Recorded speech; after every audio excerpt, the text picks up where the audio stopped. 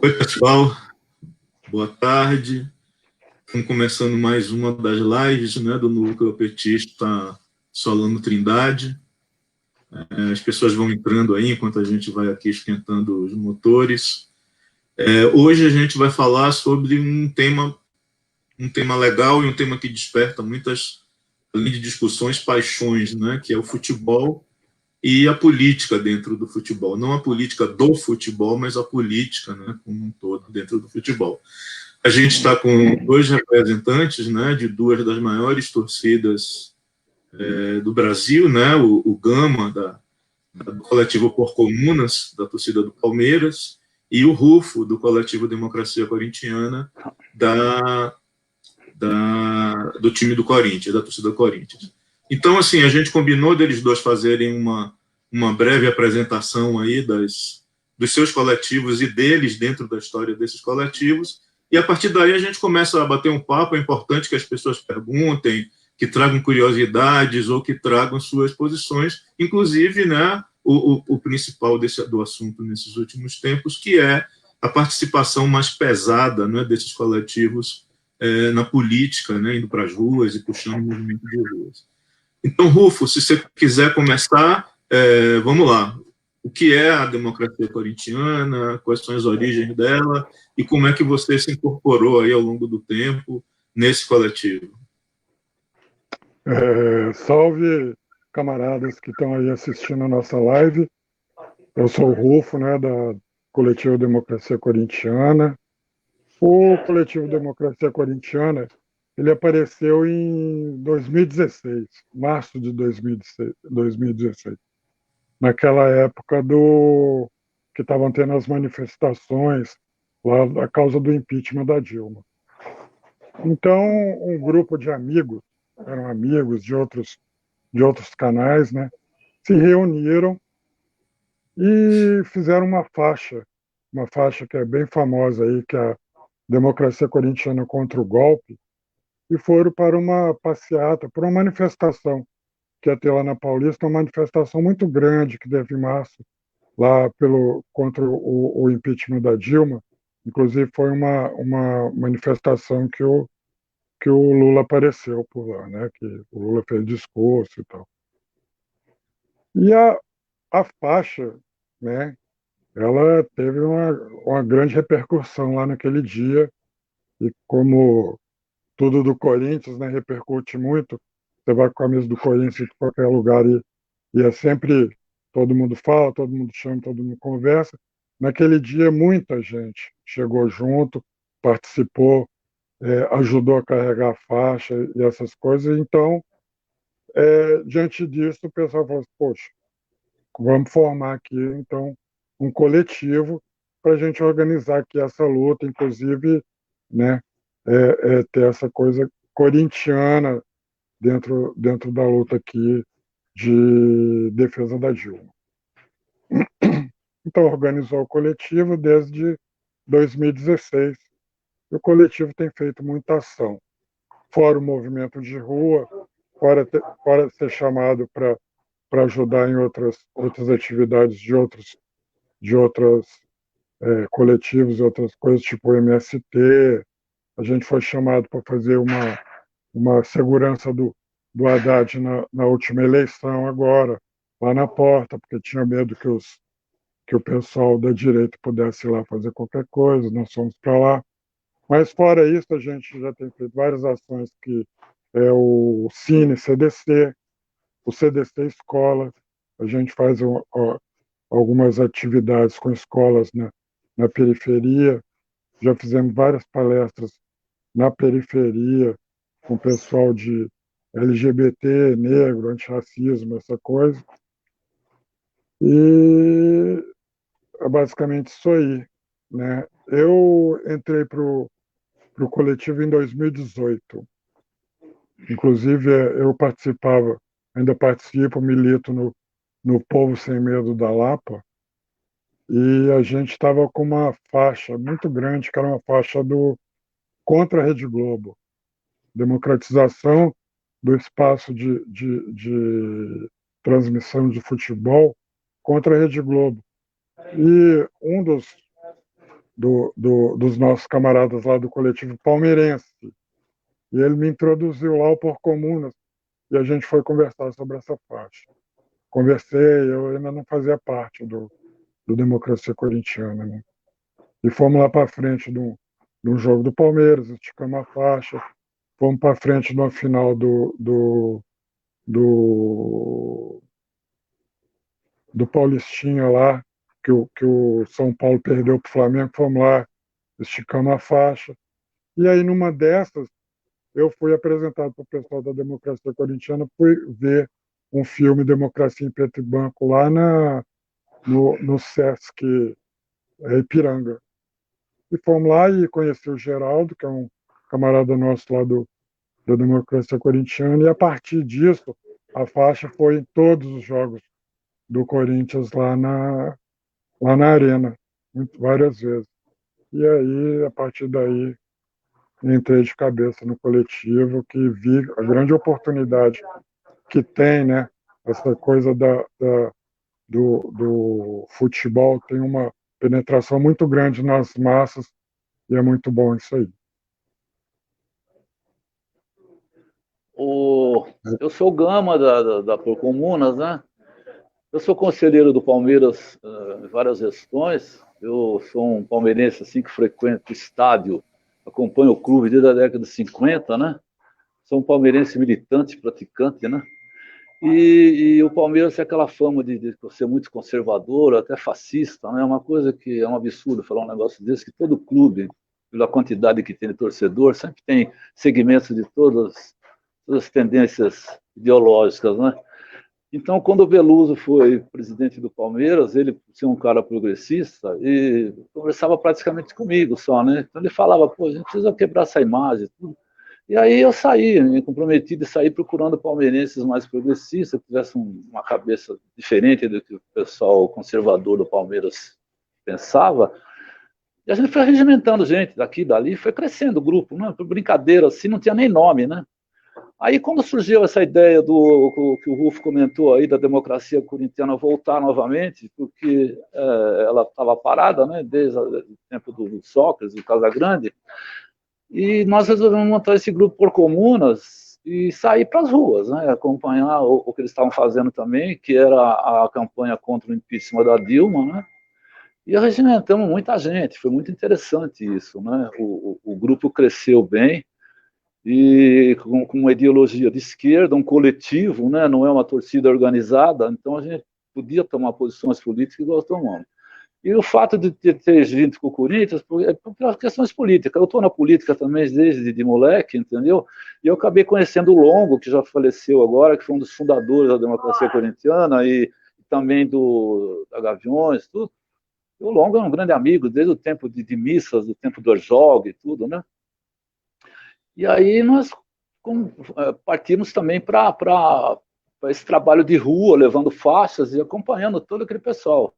Na Paulista, e todas as manifestações, como o Rufo estava falando, reivindicações estudantis, de operários, do MST, missas, lá na Rua Tutóia, a gente protestando lá na Rua Tutóia também, né, não estavam comemorando a data lá das torturas que se cometiam lá. Então, nosso trabalho está sendo junto. E também, uma coisa interessante que surgiu também nesses últimos tempos foi que o Palmeiras e o Corinthians tiveram restrições na sua torcida, né? Torcida que lotava mais de 100 mil pessoas no Morumbi, qualquer jogo. Então, era um futebol popular, que todo mundo das periferias tinha condição de ir, o torcedor mais pobre. O que aconteceu? Essas arenas restringiram, elas elitizaram novamente o futebol.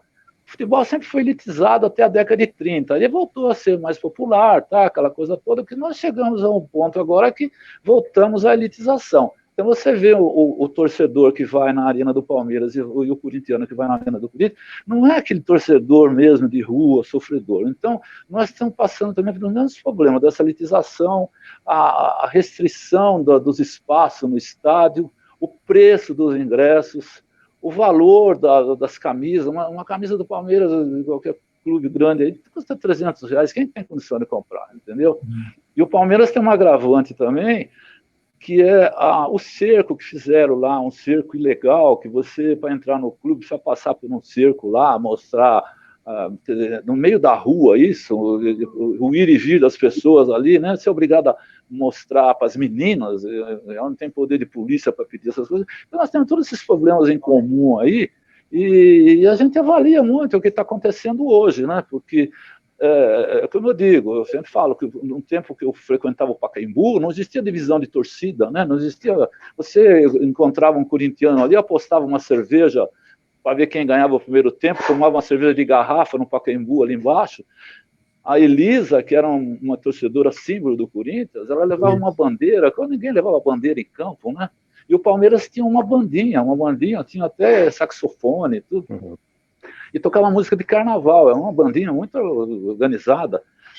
E eu lembro uma vez até que eu estava no meio da bandinha ali, acabou um jogo, Palmeiras e Corinthians, quase que empatou, não teve... A Elisa saiu lá de baixo, passou em frente à bandinha e começou a sambar ali, né? Com as músicas da própria bandinha do Palmeiras. Quer dizer, e ali ninguém aplaudiu, porque não havia necessidade de aplaudir, que era uma coisa tão natural, essa amizade, que hoje em dia, se acontece um negócio desse, não deu, nossa senhora, olha que coisa diferente, né? Mas não, era uma coisa natural, entendeu? Eu tenho alguns fenômenos diferentes do futebol. Naquela época, o cara ia para o jogo depois do expediente, chegava, o jogo era 8 horas, 10 e pouco terminava, eu já estava até em casa às vezes, né? E o cara ia de paletó, não tinha camisa de clube, tirava só a gravata, entendeu? Mas existia algumas coisas diferentes, não ia mulher, nem ia criança. Hoje não, hoje vai mulheres, vão as crianças, a violência aumentou, né? E a gente tem essa elitização do futebol, o torcedor já não tem mais, ele vai às vezes para brigar, ele entra nessa de violência aí, que é uma coisa que é criada, porque a violência, muita gente ganha dinheiro em cima da violência, né? Aí é um assunto grande também, que aí entra a PM e tudo, porque a gente vê tanta empresa de segurança no Brasil hoje, se você colocar todos os caras que trabalham na área de segurança hoje, tem mais gente do que o próprio exército, entendendo? Trabalhando nisso. Quanto a gente está ganhando dinheiro com isso? Então a violência é uma coisa importante. E os caras usam as torcidas para criar esses climas, que na real, você vê, quando foram fundadas as escolas de samba Gaviões e Mancha Verde, acaba, agora independente do São Paulo, acaba as desfiles, ninguém briga, entendeu? E agora com os coletivos, a gente está vendo que há uma rivalidade mais sadia, entendeu? Isso precisa voltar, né? A gente está lutando por isso. Tem muitas reivindicações aí, nossas aí, detalhes, e nós estamos agora numa outra fase que é esse protesto aí contra o Mussolini, né? Isso. Ô Rufo, como é a relação de vocês com as torcidas organizadas do Corinthians, né? As várias torcidas? Vocês têm uma relação com eles? Participam de alguma articulação juntos? Ou é uma coisa... a democracia corintiana, né, o coletivo, é uma coisa meio à parte do dia a dia lá da torcida e do futebol propriamente? Não, o nosso relacionamento com as torcidas organizadas é muito bom. Nós temos vários membros do coletivo que faz parte das torcidas organizadas. Já fizemos várias ações lá, junto com a Gaviões.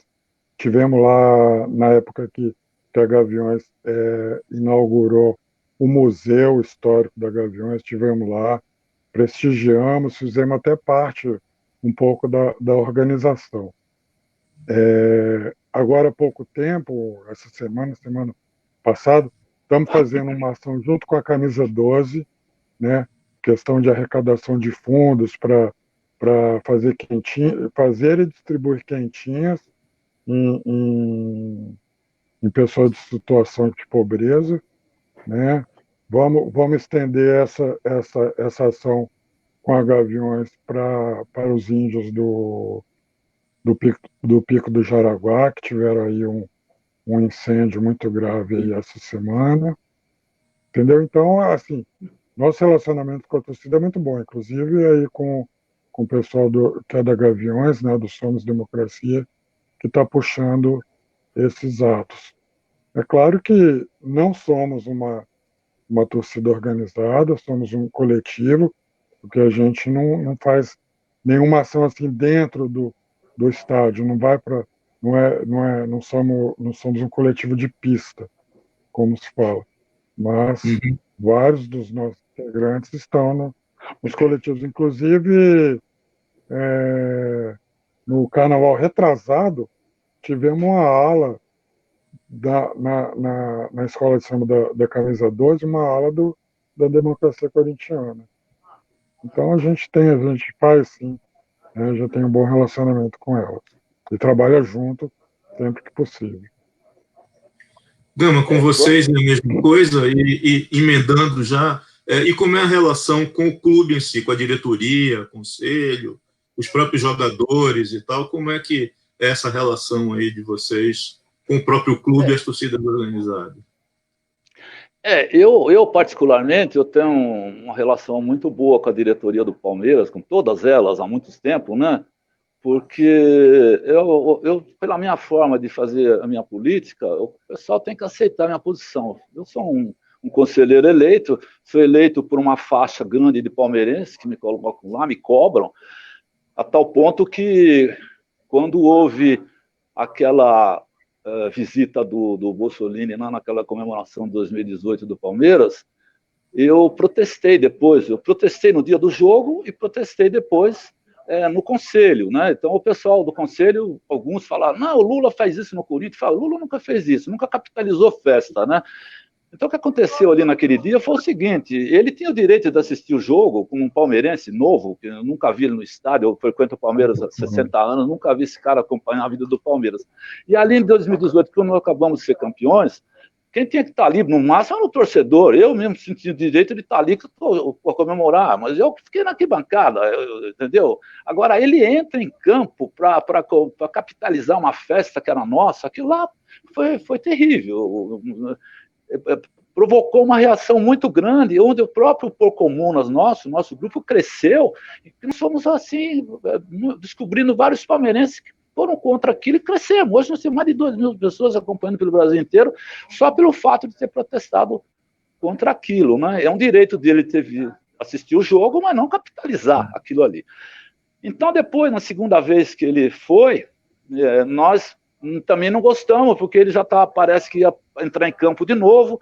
Aí nós fizemos lambes para uns postes, porque ele com essa camisa de todos os clubes do Brasil, provando que ele não tinha nada a ver de Palmeiras, que era um oportunista. Fizemos panfleto, fizemos um manifesto com mais de 100 pessoas, celebridades, né, contra essa visita dele, que a imprensa, a gente divulgou, mas não falaram nada. E a torcida também organizada, as torcidas organizadas do Palmeiras, nós temos também membros de todas elas, né, no nosso grupo. E eles nos acompanham também, não dão prestígio, só que a gente não pode misturar as coisas, né? Não pode pôr o nome deles. Nós sim, nós encaramos, porque nós somos um coletivo político.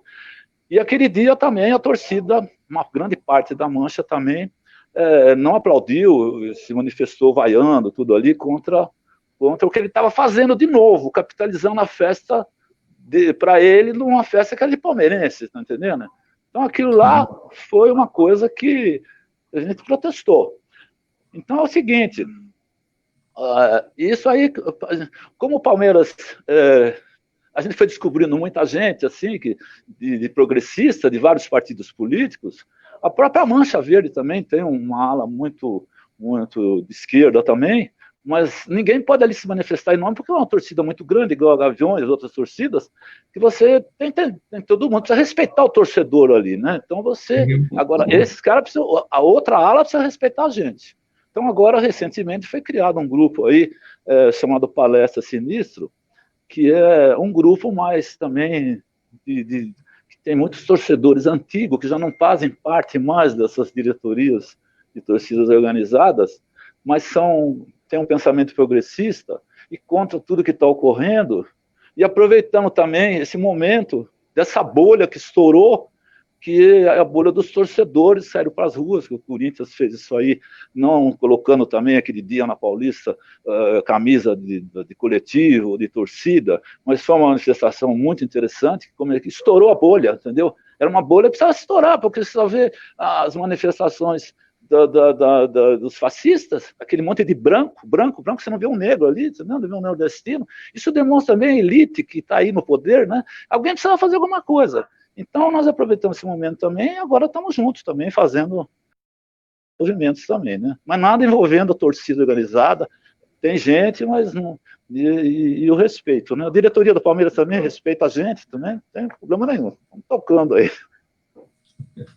Rufo, de onde, como que surgiu, né, essa coisa das torcidas irem para a rua naquele primeiro domingo, que foi uma convocação mais forte das torcidas e tal? Isso saiu das torcidas organizadas espontaneamente ou foi uma coisa, uma ação de vocês, mais do coletivo, no sentido de buscar uma ação mais política e tal, que puxou a torcida para isso aí? Como é que foi a construção daquela primeira manifestação? Então, aquela primeira manifestação veio exatamente desse pequeno, era um pequeno grupo ali dentro da Gaviões, né? Primeiro foram ali uns 15 ou 20 que chegaram um domingo na Paulista, esticaram aquela primeira faixa ali, né, do Somos Democracia, e que depois, mais tarde, no outro domingo, se puxou para aquela grande manifestação que teve e que depois teve todo aquele confronto lá, né, que a polícia causou naquele dia. Mas aquilo ali tudo é uma construção ali de dentro daquele grupo, dentro da Gaviões, da torcida organizada mesmo. A gente foi chamado para as reuniões, tivemos em reuniões, mas o protagonismo é deles mesmos. E está sendo construído assim desde então, né? E inclusive agora, domingo agora, está sendo chamado o próximo ato, né? Que domingo a Paulista, vamos dizer, a Paulista é nossa. Dentro ali igual todo mundo tá zoando agora, que São Paulo é a terra do rodízio, né? Tem rodízio de tudo. E agora tem rodízio de manifestação. Uma semana é uma semana é outra. E essa semana a Paulista é nossa e vamos voltar lá. Vamos colocar a gente lá de novo. Não sei se o Povo Sem Medo ainda não se manifestou, nem o movimento negro, mas as torcidas vão estar lá. Beleza.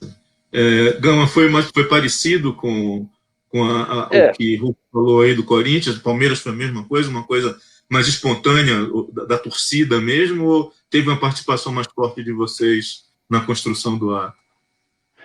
Como eu falei, o protesto contra tudo que estava acontecendo, das manifestações fascistas, dos absurdos que eles estavam pedindo em faixas aí, todo mundo revoltado com isso, né? Sindicalista, estudante, todo mundo.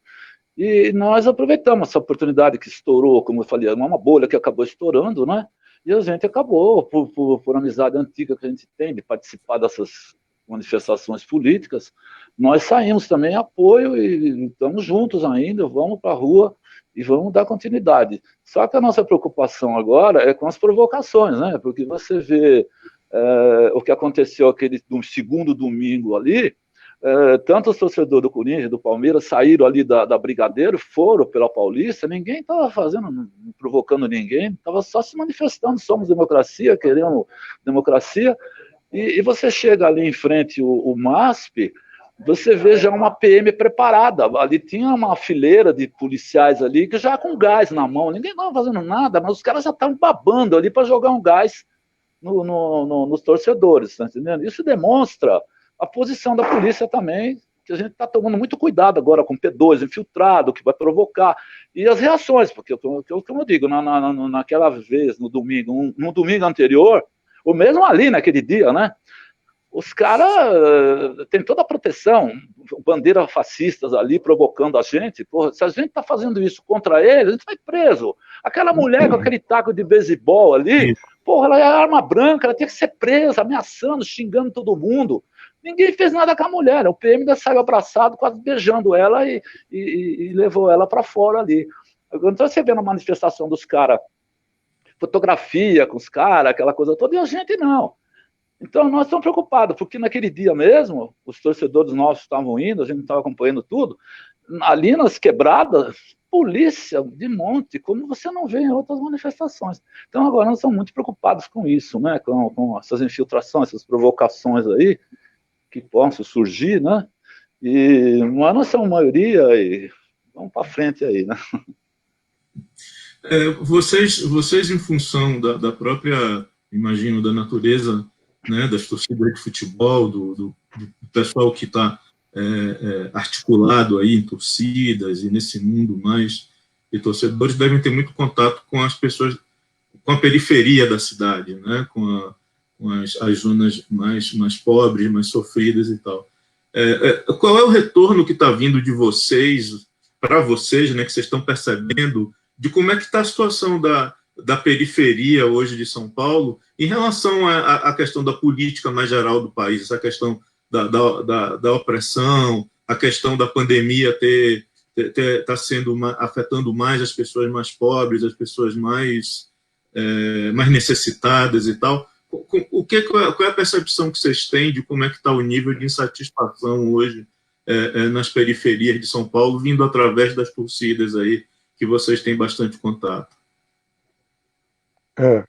Vindo através das torcidas, a gente está vendo agora que o nível de satisfação na periferia está aumentando muito, né? Inclusive agora, com o movimento tendo sido puxado também um pouco pelo movimento negro, isso aí ficou mais claro e mais evidente, né? O povo da periferia é o povo que realmente está sofrendo.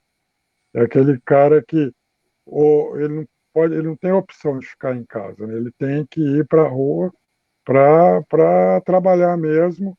E é aquela coisa, ou sai para a rua, ou sai para a rua para trabalhar e pode correr o risco de ficar doente lá na frente, né?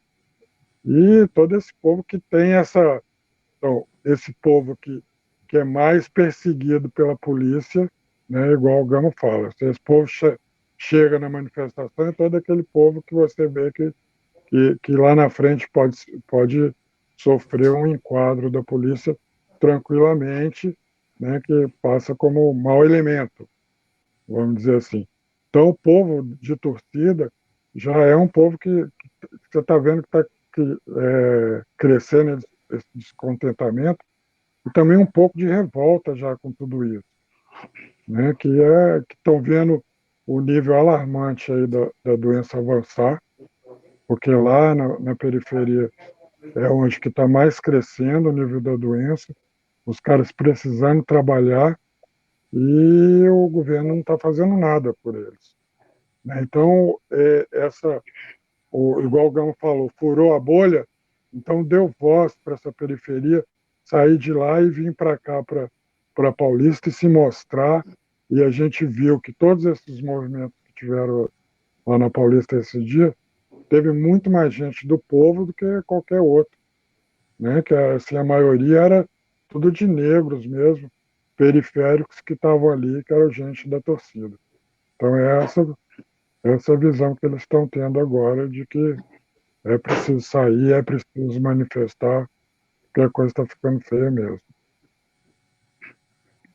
Eu vejo a parte da periferia aí, uma multidão de cidadãos aí, trabalhadores, que estão assim desorientados, né? Eles estão querendo protestar, eles se revoltam, mas eles têm duas coisas que não adianta resolver criticando, no cartaz, não precisa resolver de forma institucional, mudando leis, né?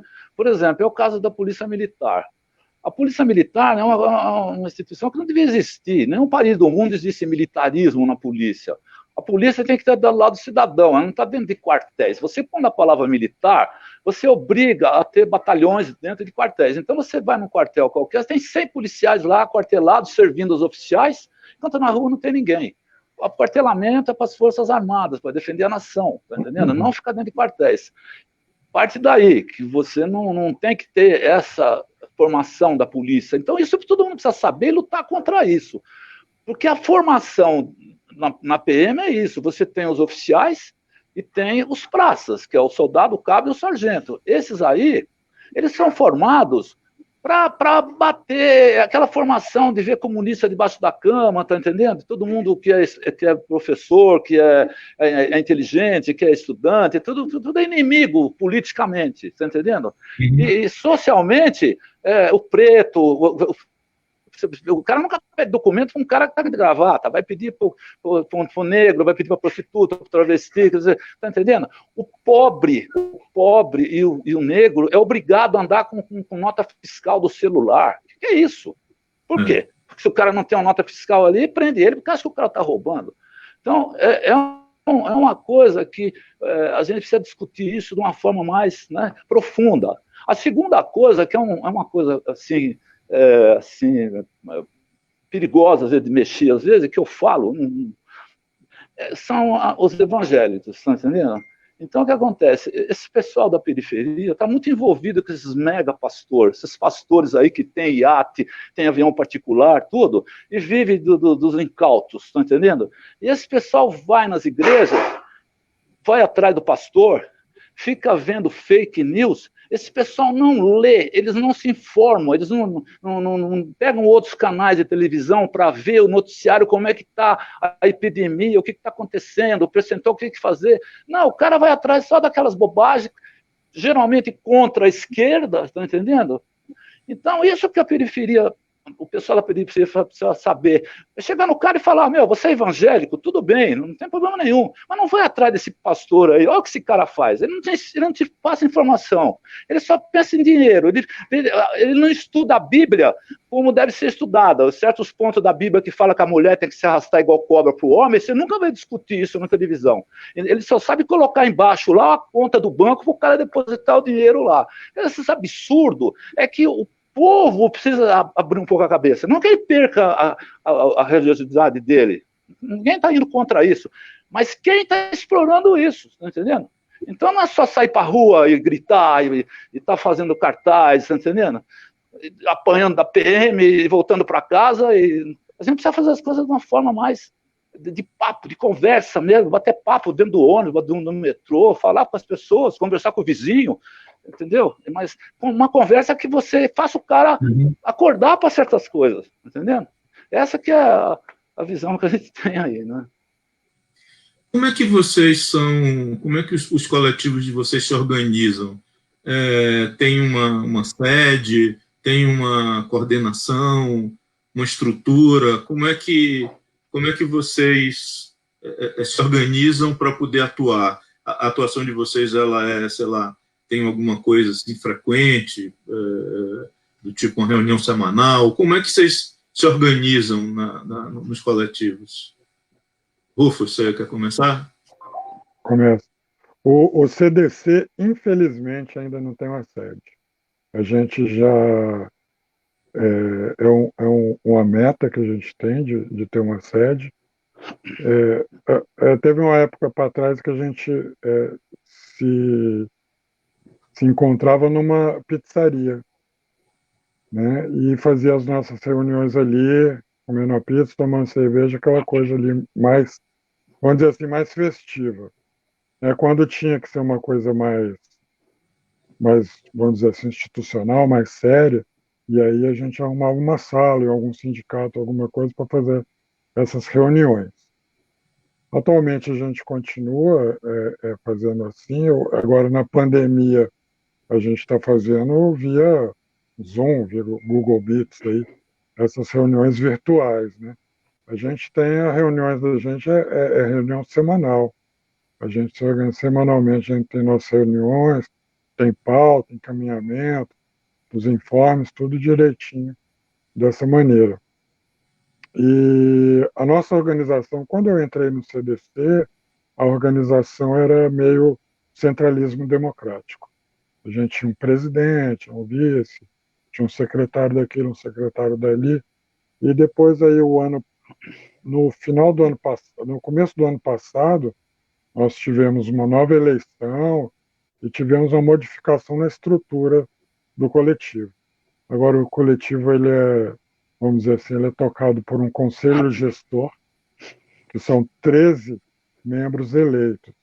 Esses 13 membros, eles recebem as demandas vindo do coletivo, que as pessoas ficam se organizando assim, ficam buscando, vão nas regiões e ficam buscando as demandas e levando para o coletivo, e nas reuniões isso é discutido, primeiro entre esses 13 conselheiros, vamos dizer assim, e depois entre o grupo, né? Mas é tudo decidido na Assembleia. Quem dá a voz final é uma grande Assembleia, então assim a gente está meio que um horizontalismo, mas sim direcionado para esse grupo gestor.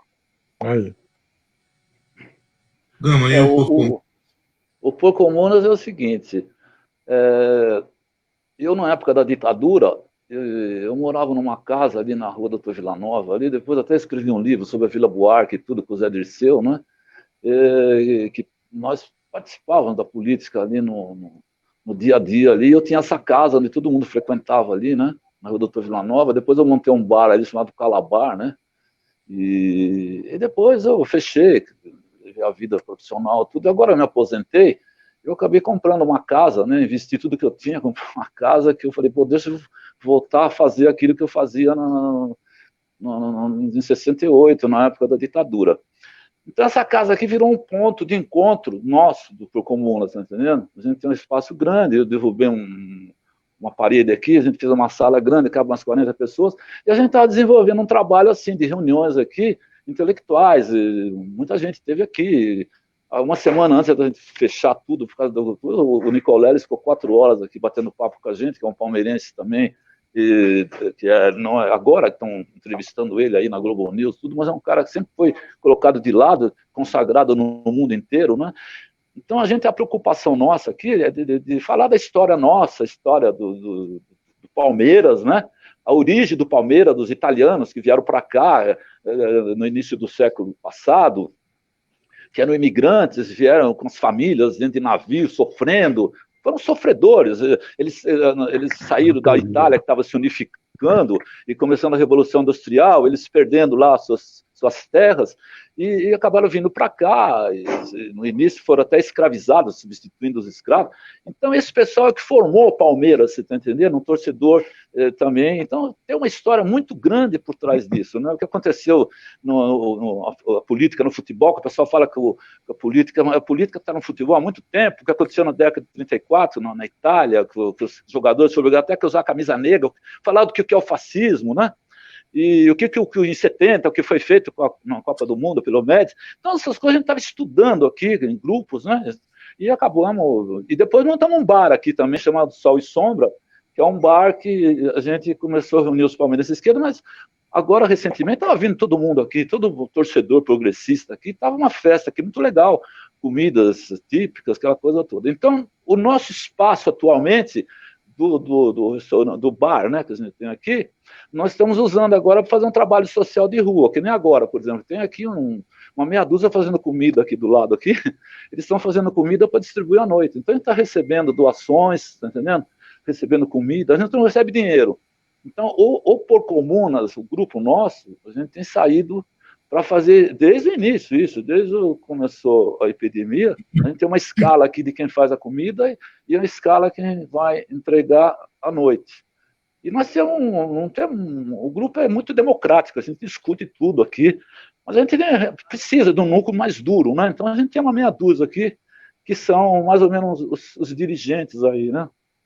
Então a gente troca ideias, porque a gente também agora, como está afastado, não pode fazer essas reuniões aqui, a gente quer manter um nível cultural maior, então a gente está comemorando datas que não se comemora normalmente, aí, algumas datas, e, por exemplo, comemorações assim que não são comemoradas oficialmente, ou também em datas, que dia do índio, dia da mulher, datas significativas, a gente tem um grupo aqui que faz um trabalho de pesquisa para dar uma posição diferente do que se lê, uma pesquisa do que é o índio, do que os indígenas, inclusive na América Latina, né, os grupos indígenas, foi muito interessante isso, né?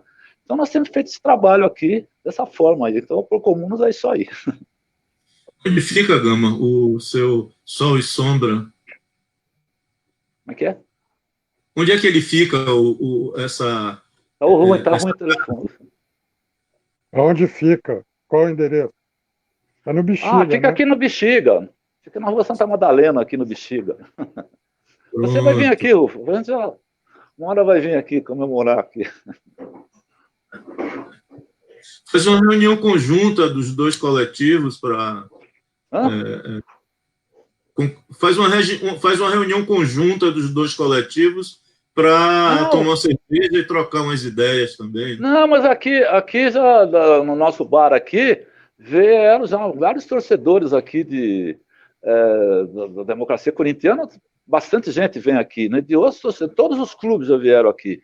Inclusive torcedores aqui até da Argentina, de Ferrocarril, de outros clubes do Uruguai, que tem torcidas antifascistas, né? E ficam sabendo Uhum. da nossa existência e eles aparecem por aqui. Muito interessante, muito interessante. Mas está aberto para todos. Você tem cabeça boa para um bom papo aqui, né? Não pode vir aqui Beleza. falar de novela, nem outras bobagens. Fazer fofoca, tudo vale, né? Fazer fofoca, porque as fofocas tem que ser boa, né? Política. Conectar, como diz a Palmeiras, né? Falando um pouco de Que é a fofoca da de como praia mais derrubar o aí. Bolsonaro, né? Como é que é? Oi? Fala. Hã? Pode falar. Cortou. Sumiu aí.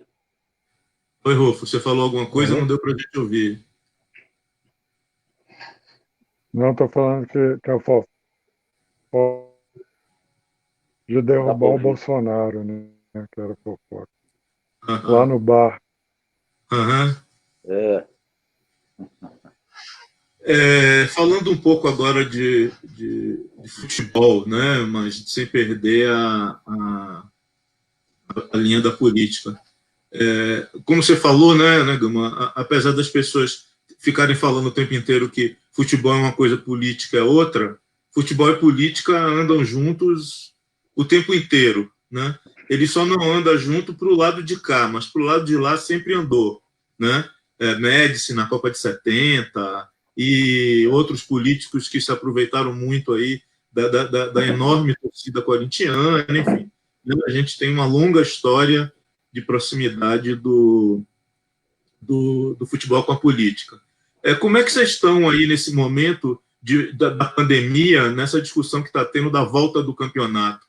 Que a gente estava aí falando um pouco antes de entrar no ar, e o Kleber também perguntou agora, né, qual é a posição de vocês em relação a essa questão da volta da disputa do Campeonato Paulista, né? Como é que vocês estão vendo isso aí? E qual é a sensação que vocês têm aí da posição da torcida em relação a isso?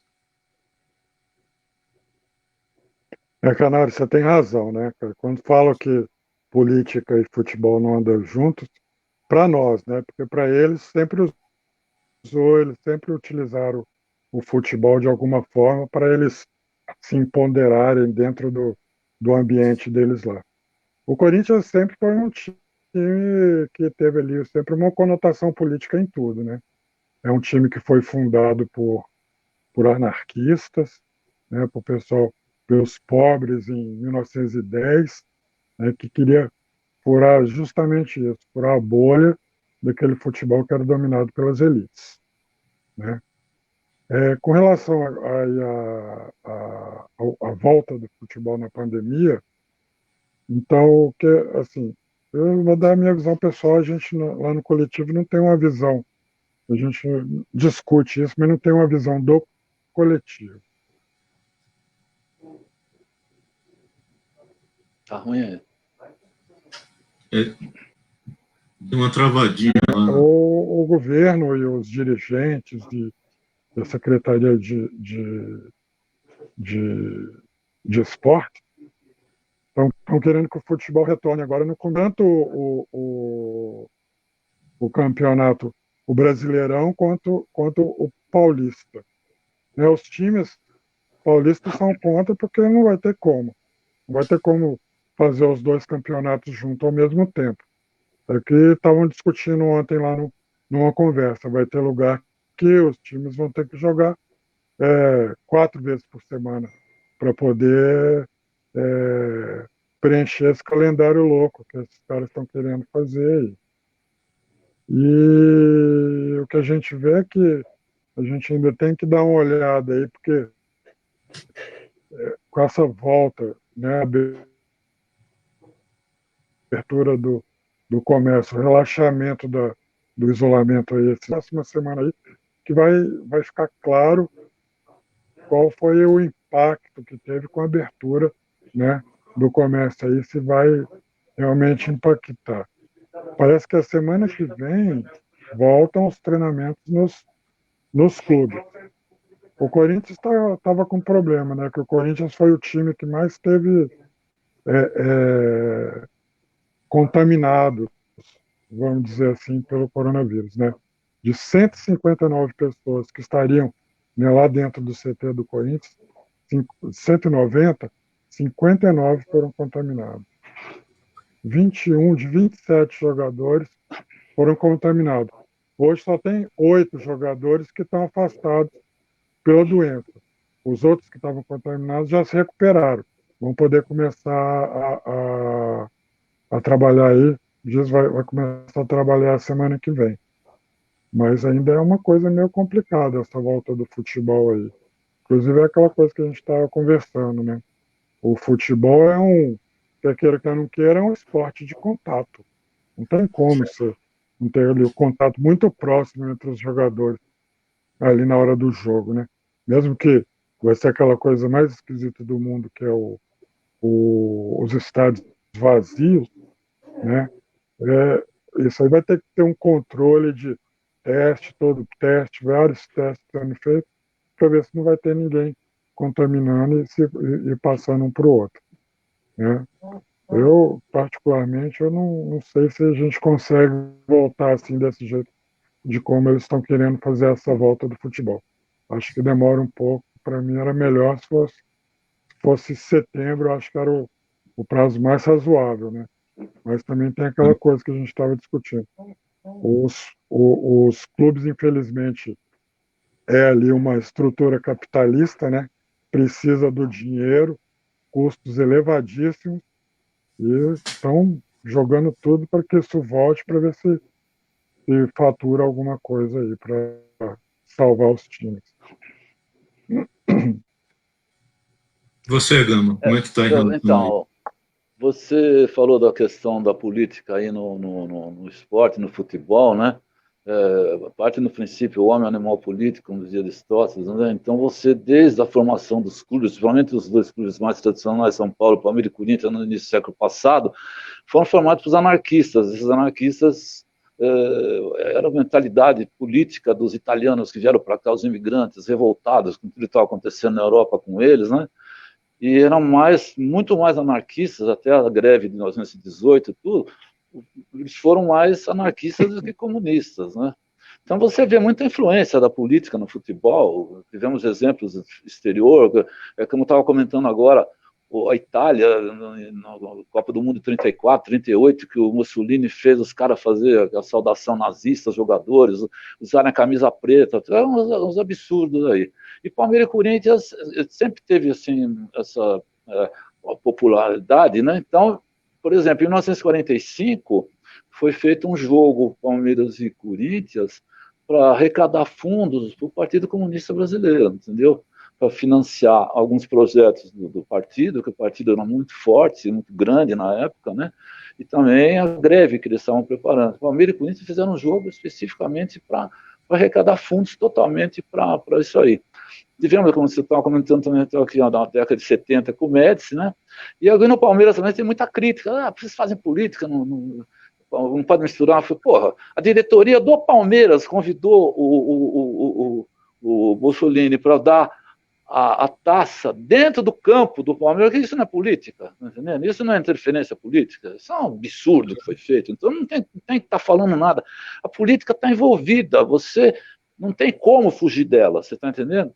Você, quando o seu filho fala mal de um professor, ou você fala bem dele, e você está dando uma opinião para o seu filho do professor, você está fazendo política já, dentro de casa. Então não tem como fugir disso, né? E quanto à questão do futebol, Nós não estamos preparados para voltar nada para cá em coletivo, não temos condição. Ontem eu vi um vídeo de uma mulher comprando máscara numa banca. Ela pegava uma máscara e olhava no espelho para ver qual máscara combinava com a roupa dela, ou com o jeito dela. Ela já ia comprar de florzinha, quer dizer, olha que absurdo que a população tá, desconhece tudo, tá entendendo? E sai para a rua, e está aumentando cada dia mais mortes. Então é um absurdo. No Palmeiras, por exemplo, não teve o caso do Corinthians, que teve esse problema grave lá com os jogadores profissionais. O Palmeiras preservou os jogadores da base e está fornecendo uma recompensa em dinheiro, mandando cesta básica. Quanto aos jogadores profissionais, não apareceu ninguém com o problema do coronavírus, né? Mas entre os jogadores da base do Palmeiras, sem sair de casa, nas periferias, dois meninos já pegaram o Covid, tá entendendo? E outros, os parentes pegaram também, tá entendendo? Então, é uma coisa muito perigosa voltar agora. Isso sem se fazer levantamento, sem ninguém tá vendo quem tem, quem não tem, medindo febre, coisa que em todos os países se faz testes para saber se o cara tem uma tendência, ou vai ter, ou orienta. Então não temos nada disso, a gente só vê crescer, então não tem como voltar para o futebol. Eu acho que quem está sofrendo mais, geralmente, são os clubes grandes, que pagam um salário muito alto, igual o Palmeiras. O Palmeiras tem um patrocinador meio estranho, que a gente combate, que a gente não sabe até onde vai isso, mas, por exemplo, os clubes do interior que contratam jogadores só para aquele campeonato, eles acho que não estão tendo tanto problema como estão tendo os clubes grandes, né? Eles estão forçando a barra aí. Vocês viram o caso do Flamengo aí, que está criando um atrito muito grande, foi até puxar o saco do homem lá em cima, né?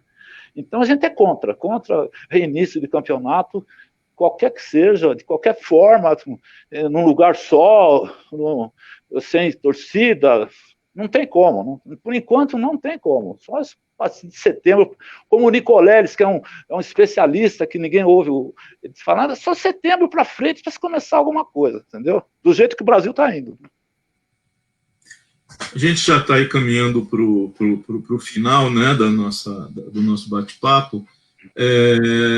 A gente falou também, né, antes da gente entrar no ar um pouco, para entrar aí no assunto que é política, futebol e tudo junto, nessa confusão que está aí a medida provisória que mudou a forma como os direitos de televisão dos clubes são tratados, né? Então a Globo tinha aí um certo monopólio em relação a isso, os clubes numa dependência muito grande da Globo, enfim, tem aí um cenário que vocês conhecem bem melhor do que eu, e Bolsonaro, pelo que se sabe, meio que associado aí com o Flamengo, deu uma quebrada aí nisso.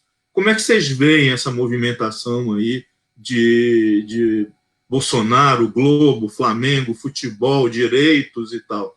O que vocês acham que está aí no bolo? O que está sendo disputado nesse bolo aí desse negócio? Bom, eu acho a disputa aí, na verdade, é o Bolsonaro com a Rede Globo, né? Tem um pouco disso, eu acho que quer tirar ali da Rede Globo qualquer coisa que ela possa ter a mais do que qualquer um. Eu acho que para os clubes era até bom, né, que a Rede Globo saísse um pouco aí do monopólio das transmissões, porque é que a gente fala, né, que vai para os estádios, só que é muito chato aquela coisa do futebol depois da novela, nas quartas-feiras, né, nas quartas e quintas, essa coisa. A gente que vai lá para a Arena, lá em Itaquera, e quando é um jogo, né, que não tem nada, que termina na hora que tem que terminar, e que a gente vai de metrô, essa coisa, a gente ainda assim tem que correr para pegar o último metrô, porque o metrô não espera o jogo também, não. Na hora que dá meia-noite lá tem que acabar, ele vai e acaba. Então, quando é jogo assim, tem prorrogação, que estende mais para frente, várias vezes os camaradas ficam lá sem ter como voltar, né? Ou então pega o metrô ali, pessoal que mora no ABC, que mora para outros lugares, tem que pegar o metrô, ainda tem que pegar um ônibus, fazer uma baldeação, vários camaradas já dormiram nos lugares e só chegam em casa no outro dia. Então, essa coisa aí é uma coisa boa, né? Tirar um pouco desse monopólio, que a gente pudesse ter os jogos aí mais cedo, para o trabalhador pegar e sair do trabalho, ir para o jogo, voltar com tranquilidade, né? Ficar ali depois do jogo, ali, sabe, aquela coisa de fazer um lanche, tomar uma cerveja, bater um papo, né? Se divertir, se confraternizar ali depois do jogo, ia ser muito bom essa coisa aí. E para os times, pode ser também uma grande oportunidade, né? De renegociar aí melhores condições, né, para os direitos de transmissão. Gama. O que acontece é o seguinte, é a briga que a gente estava comentando do presidente com a Globo, né? A Globo é culpada de tudo que está acontecendo agora, mas a Globo está agora com uma posição que a gente precisa até ficar do lado dela, né? Então, é a briga. Isso aí, ele ficar do lado do Flamengo, o Flamengo ir lá com o Vasco da Gama lá para assinar tudo isso aí, é uma vingança, é uma oportunidade que ele teve ali para se vingar da Globo. Seria interessante a gente se desvincular da Globo. Como ele falou, o futebol, ficar dependente de uma novela, de um capítulo de novela, quer dizer, é um absurdo um negócio desse. E esse vai para além do país, não é só aqui não. Às vezes um jogo da Libertadores lá no fim do mundo, em Lima, em Santiago, você fica dependendo, eles lá dependendo do horário da Globo aqui. Quer dizer, é um negócio absurdo nisso aí. Isso aí precisa acabar. Né? O problema de torcedor é que ninguém vê o torcedor que sofre. Você fica falando mal do torcedor, que é violento, que é isso, aquilo. Pô, mas o jogo não é violento, tem razão.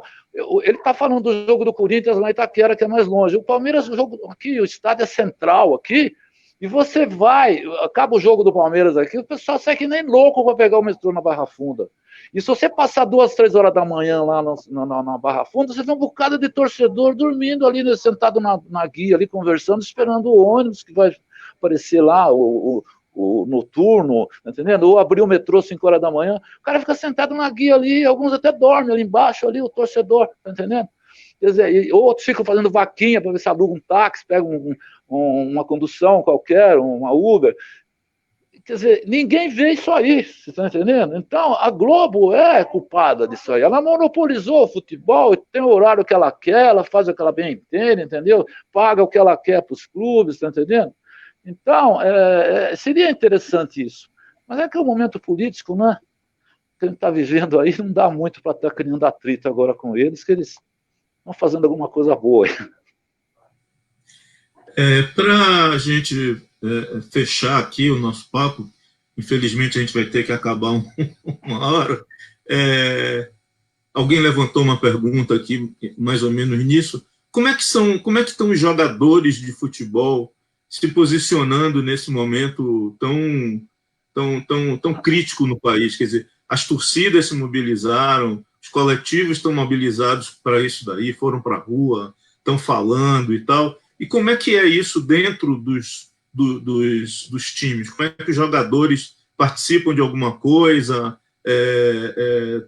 Tem conexão com vocês? Enfim, qual é o contato que vocês têm aí com os elencos dos 2 times? Como é que é isso aí, essa relação com os jogadores? A gente tem uma relação com poucos jogadores, na verdade, né? Porque os jogadores, assim, não sei se às vezes não querem muito se envolver, ainda mais quando a questão é um tanto quanto política, né? A gente tem mais envolvimento com ex-jogadores, né? O Casagrande, o Vladimir, esses aí, o Zenon, esses aí estão sempre dialogando com a gente. Agora, e estamos sempre conversando com eles, fazemos algumas ações juntos, convidamos para bate-papo, essa coisa. Agora, com os jogadores em si, assim, a gente tem pouca conversa ainda, não conseguimos chegar lá. O máximo que a gente consegue é que eles se solidarizem em alguma ação que a gente faz, né, que dê algum dinheiro, alguma coisa assim, alguma campanha que está sendo feita, isso aí, vários fazem com a gente. Mas, assim, se declararem, assim, poucas foram as vezes, eu acho que nenhuma. O jogador profissional, ele mantém uma distância da torcida e um preconceito, assim, né? E ele, por ser também despolitizado, ele fica até com medo de tomar uma posição, isso vai causar um mal-estar de um lado ou do outro, né? Ele não tem a hombridade de chegar e falar, eu estudei, eu tenho essa posição política, eu vou defender isso aqui. Ele não faz isso porque ele não lê nada, só fica com aquele ouvindo música sertaneja de baixo nível, preocupado com balada, com a loira, tá entendendo? O que vai comprar, o relógio, aquelas coisas todas. Onde está o shopping. Então, é o que eu digo agora, eu falo, outro dia tinha alguns jogadores, até ouvindo uma live que a gente estava fazendo aí, é o seguinte, que o jogador brasileiro tome consciência nesse momento que ele está recolhido, uma consciência social, principalmente com o negro brasileiro, o jogador negro brasileiro, que é a grande parte que vai jogar na Europa, ele sofre um racismo criminoso. Tem mais gente defendendo ele lá na Europa do que aqui no Brasil. Então, os jogadores aqui, ninguém toma posição em defesa desse jogador, lá fica abandonado, lá, um racismo violento. Então, não há entre os jogadores de futebol uma união deles, como era no passado. Eu converso muito com o César Maluco sempre falou isso também, ele até comentou com alguns jogadores. No passado, os jogadores não tinham esses fones de ouvido, ouvindo essas músicas aí, e conversava com o colega do lado, o jogador do lado, ia no ônibus, ia no avião, conversando, sabia dos problemas pessoais de cada um, perguntava como é que está sua filha, tá? Entendeu? Como é que está sua mulher, melhorou? Existia uma amizade entre o jogador. Hoje o cara às vezes não conhece nem o cara que está do lado dele no ônibus, nem o jogador que vai estrear aquele dia, porque há um profissionalismo tão grande na mão de empresário, que às vezes um jogador que joga 2, 3 partidas já vai embora, o cara às vezes nem conhece o cara do lado, não há uma conversa. Então eu acho que nesse momento o jogador brasileiro devia ter mais consciência. Lê o que está acontecendo nos Estados Unidos, o jogador de basquete americano lá, ele ganha também fortunas, mas ele está na rua, ele foi agora na rua contra o racismo, tá entendendo? Ele é um politizado, ele encara as coisas, eles são unidos, tá entendendo? Tomam posições políticas. Aqui não, aqui ninguém lê, ninguém toma providência. Eu acho que o jogador negro, já vê quem foi Angela Davis, o que eles enfrentaram, o Martin Luther King, né? Saber defender a classe mais unida, né? Aproveitar esse momento aí. Mas eles, em matéria de política, é zero. A gente já foi tentar em contato com muita gente, e como o Rufo falou, a gente consegue só dos jogadores do passado alguma posição, mas mesmo assim, uma restrição muito grande, com medo, né? Sempre com medo de alguma coisa. Então precisa quebrar isso aí, né? É muito importante. Com certeza. Vocês queriam comentar mais alguma coisa? Rufo quer fazer alguma pergunta para o Gama? Ou o Gama perguntar alguma coisa para o Rufo? Enfim, vocês querem colocar mais alguma coisa aí para a gente encerrar o papo? Ou tá bom por aqui? Eu só quero agradecer, né, pelo Núcleo Solano Trindade, né, essa live foi muito bacana, e dizer que domingo eu não vou estar, porque eu fico falando, né, vamos lá pro ato, vamos fazer isso, mas eu estou aqui no grupo de risco, mas algumas pessoas do coletivo estarão lá, os 2 bandeirão que estiveram nos atos estarão, né? Eu particularmente acho que ainda é o momento de ocupar as ruas. Estaremos lá ocupando as ruas. Espero lá que aquele movimento, né, dos palmeirenses lá, que o Palestra Sinistra esteja lá de novo, com aquela força que teve aquela vez, que foi muito bonita, né, aquela chegada lá no ato, naquele outro domingo. Mostre, né? E que vamos estar lá com nossos companheiros e também nossas companheiras. Tem muitas companheiras que estão lá participando dos atos e participando aqui do nosso coletivo, claro, né? E muitos companheiros da causa LGBT também que tá com a gente.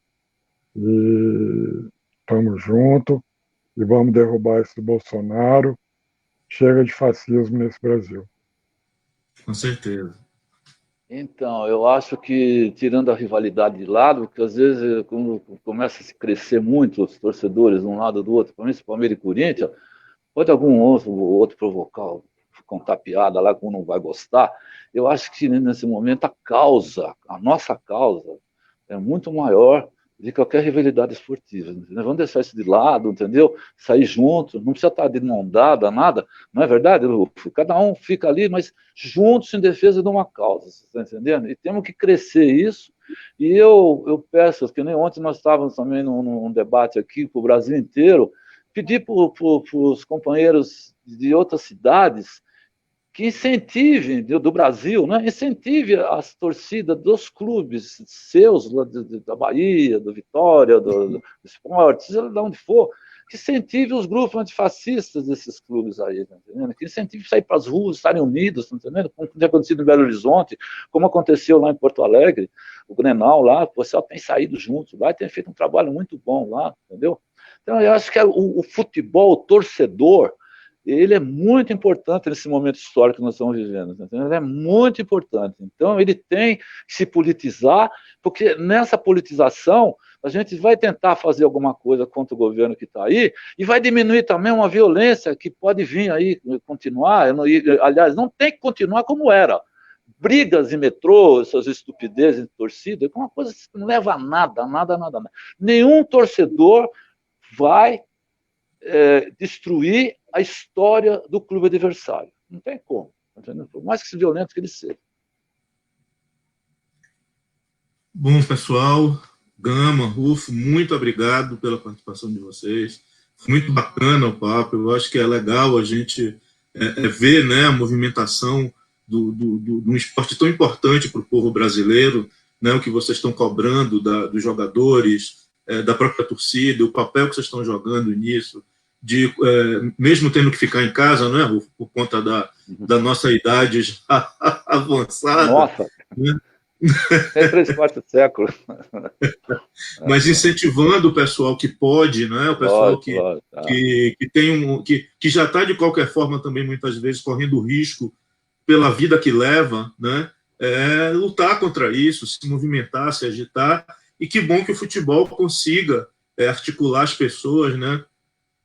Ao redor disso que você falou, né, Gama? De buscar uma melhoria de condições de vida para todo mundo, buscar acabar com essa coisa ruim que a gente está enfrentando com esse governo e ser muito solidário nesse momento da pandemia, né? Então, obrigado a vocês, obrigado a todo mundo que acompanhou a gente aí até agora e fora Bolsonaro, Mourão e todo mundo que estiver junto com eles. Um abraço. Igualmente aí.